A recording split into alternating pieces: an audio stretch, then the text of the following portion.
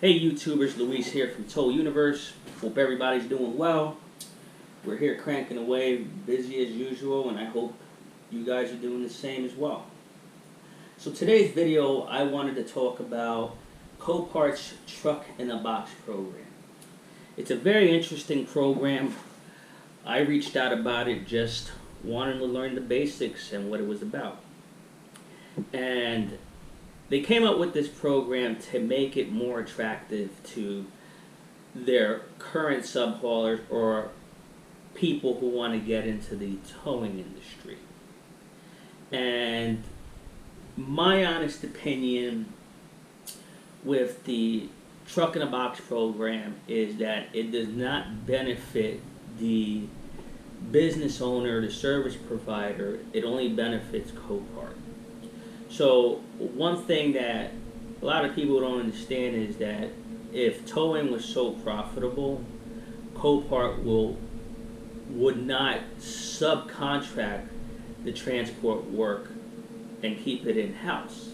And yes, you do see Copart's trucks out, you see their car carriers out, and occasionally we will see a Copart truck come here to the shop, but it's very, very rare. They usually use subhaulers. And that goes to show that if it was profitable, they wouldn't be outsourcing the work. It's cheaper for them to hire independent contractors because they don't have to pay benefits such as 401ks, health care, and any of that jazz. So it's cheaper for them just to outsource it and let somebody else deal with it, whether they are operating legally or not, whether they have workman's compensation. They don't care. Once it's out of their hands and they have an independent contractor, that falls on the independent contractor. So it's a very attractive program if you're looking to break into the industry because they pretty much finance the truck for you.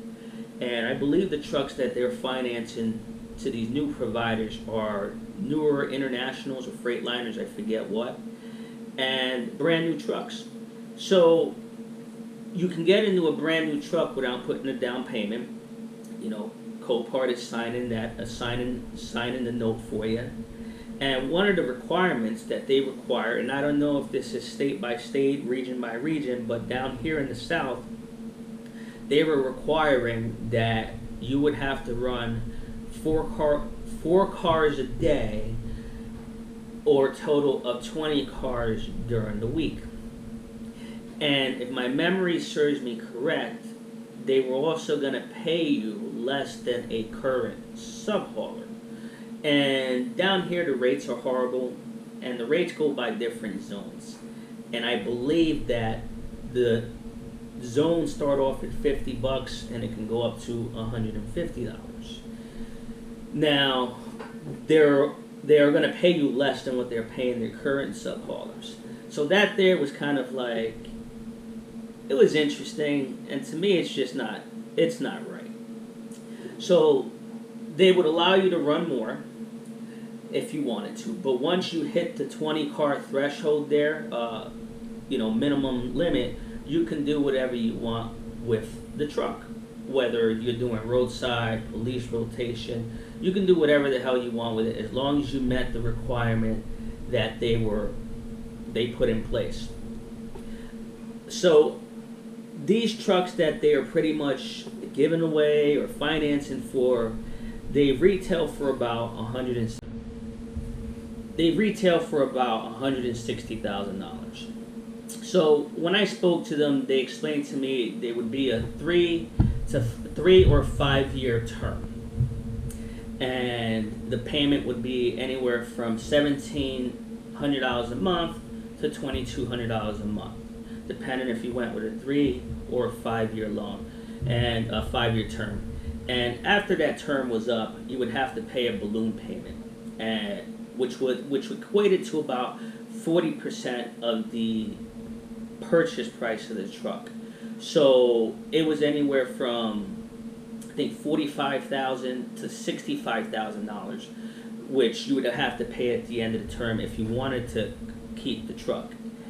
And I was kind of like, 3 to 5 years and then having to pay that kind of money, by that time you're gonna have a truck that's got 200,000-300,000 miles, and it's gonna need work, especially when you're running for Coparts, which is, the trucks are running nonstop.